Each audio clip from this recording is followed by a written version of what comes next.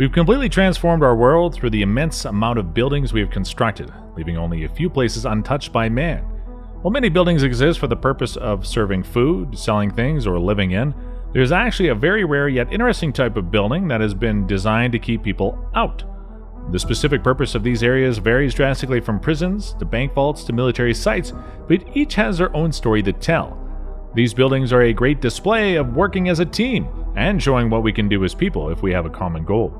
Today we're going to learn a bit more about some of the most heavily guarded places on Earth, why these places are so secure, and hopefully uncover some of the secrets that they hold. Here are the top 10 most heavily guarded places on Earth.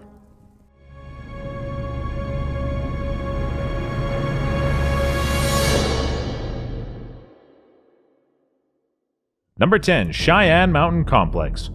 Starting off, we have the Cheyenne Mountain Complex. It's located in Colorado and has a deep history as a base of operations in the 1950s during the Cold War.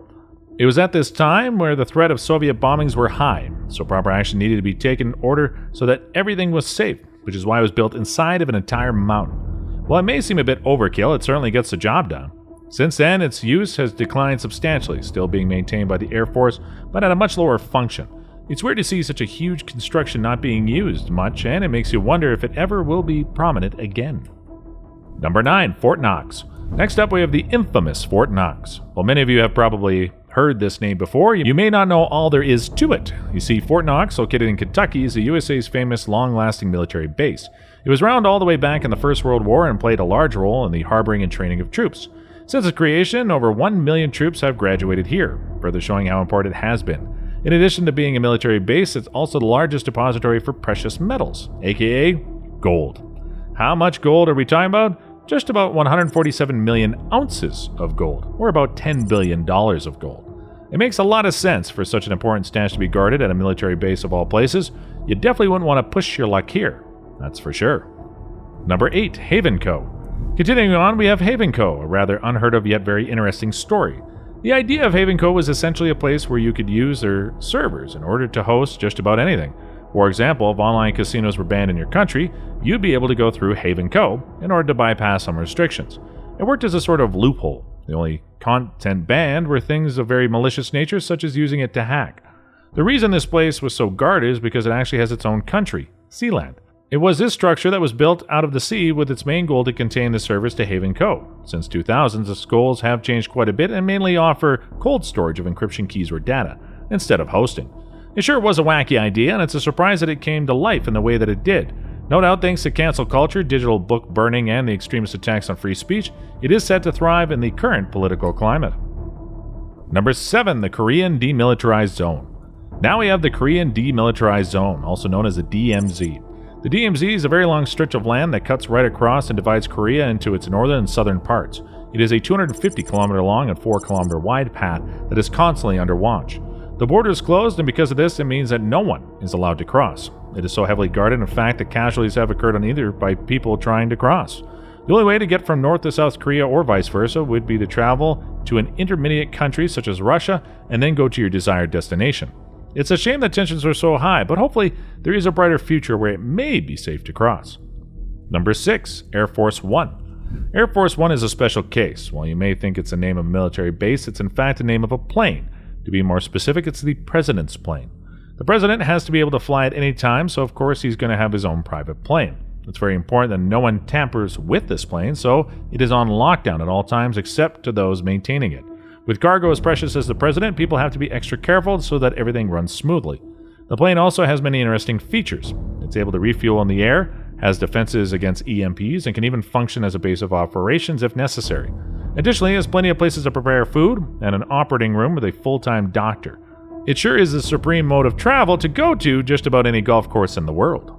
Number 5, Woomera Prohibited Area. Continuing, we have the Woomera Prohibited Area. This is a special zone that is under control by the Southern Australian Army. Now, it's always illegal to be in this area. In fact, it's only sometimes subject to exclusion periods. The reason for this is the site is actually an area for the testing of war materials, war bombs and whatnot. In advance of testing, messages will be sent out to evacuate, and no one will be let in, merely for their own safety. It's very interesting to see what one of these places looks like.